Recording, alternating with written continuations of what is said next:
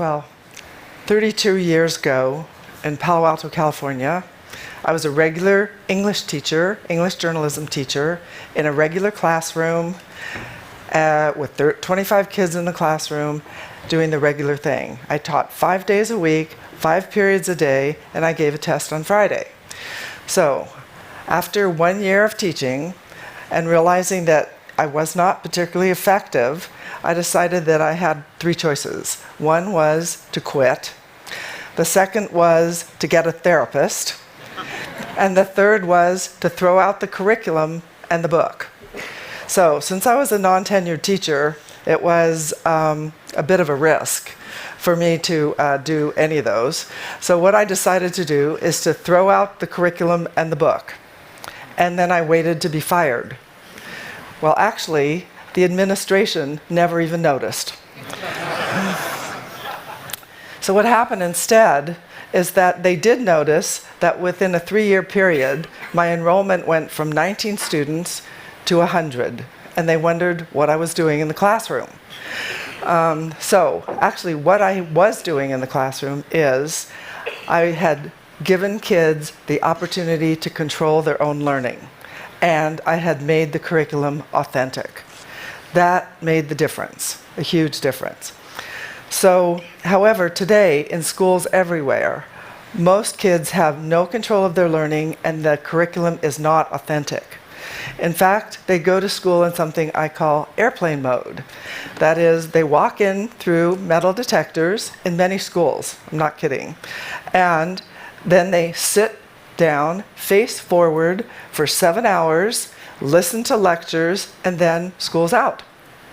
And actually, that's when all the learning takes place. It all takes place after school.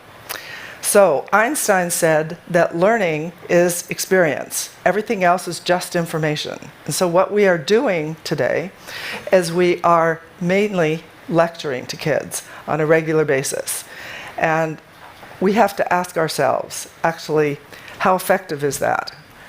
So the majority of learning actually takes place outside of the classroom. In fact, 80% takes place out of the classroom.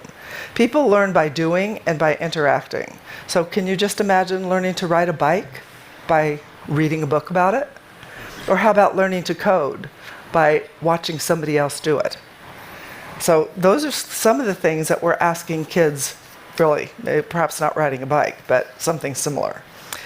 So why are we still teaching in the lecture mode and not in the doing mode? Well, it's because it's really tough to change the culture. We've been teaching like that for centuries, and it's really tough to change teacher behavior. So what we need to do is to change the mindset of the classroom teacher, the mindset and the role of the classroom teacher.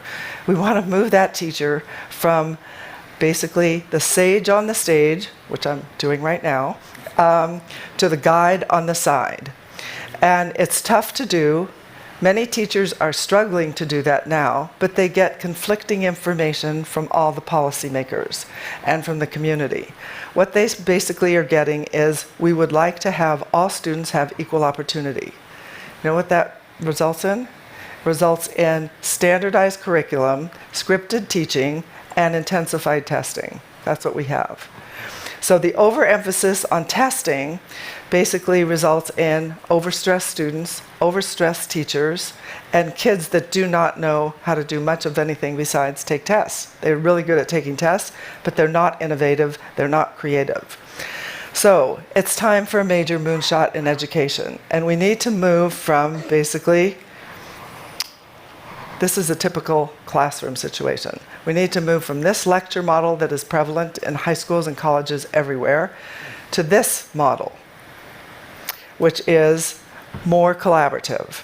There are many examples of effective experiential learning, and one of them is the Google Science Fair. So Google Science Fairs actually encourage students from all over the world, thousands of them, to submit their Google Science projects. And it promotes all kinds of experiential learning. It's pretty incredible. So last year, a 16-year-old girl from America won the top prize for creating a new and more effective test for Ebola. Incredible. We also have FIRST robotics programs all over that are really very effective.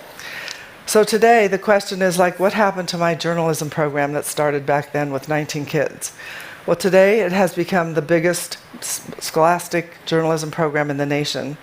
Now has 600 students, nine publications, and 5 other teachers. So we publish magazines, newspapers, radio, television, websites. We have programs that are led by the students. They come up with story ideas, they write things about things that they care about. They're in charge. They edit the work, they create the designs, they get ads, they pay the bills, they do everything. It's all self-supporting. So I, the teacher, what do? I am the coach. I'm the coach on the side. I do not run the show. So here's an example of the kind of work that the students do. And it takes first place in the nation from Columbia Scholastic Press Association and National Scholastic Press. As you can see, putting kids in charge of learning is really a kid magnet. It's freedom, trust, and responsibility. So we need to help teachers change. We need to help teachers see that authentic project-based learning is not only in the student's interest, it's in the teacher's interest. It's much easier to oversee a project or projects than it is to prepare 5 hours of lecture every day and then lecture to kids that don't really want to listen.